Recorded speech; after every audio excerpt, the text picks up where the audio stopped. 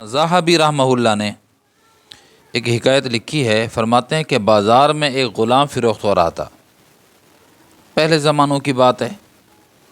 تو اب غلام فروخت کرنے والا ساتھ یہ بھی کہہ رہا تھا، غلام برائے فروخت کہہ رہا تھا کہ اس میں کوئی عیب نہیں ہے، اس غلام کے اندر کوئی عیب نہیں ہے سوائے چغل خوری کے، بس چغل خوری کا اس کے اندر ایک عیب ہے، اس کے علاوہ اس کے اندر کوئی اور عیب نہیں ہے۔ ایک شخص نے اس عیب کو بالکل معمولی سمجھا، چغل خوری کا یہ عیب کوئی بڑی بات نہیں، اس نے اس غلام کو خرید لیا۔ چند دنوں کے بعد وہ غلام اس آدمی کی بیوی کے پاس جاتا ہے، کہتا ہے کہ تیرا شوہر تیرے علاوہ ایک اور عورت سے بھی محبت کرتا ہے اور اس سے شادی کرنا چاہتا ہے، اور اگر تو اپنے آدمی کو، اپنے شوہر کو قابو میں رکھنا چاہتی ہے تو ایک تدبیر میرے پاس ہے۔ کہا کیا تدبیر؟ کہا کہ داڑھی کے نیچے بال اس طرح سے کاٹنے ہیں اور اس کو اپنے پاس رکھ دو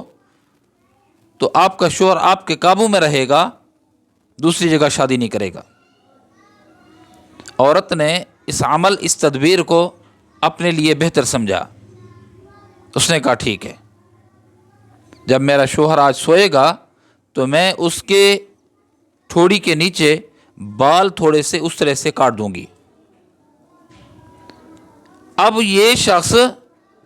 شوہر کے پاس، مالک کے پاس چلا گیا، کہا تیری بیوی جو ہے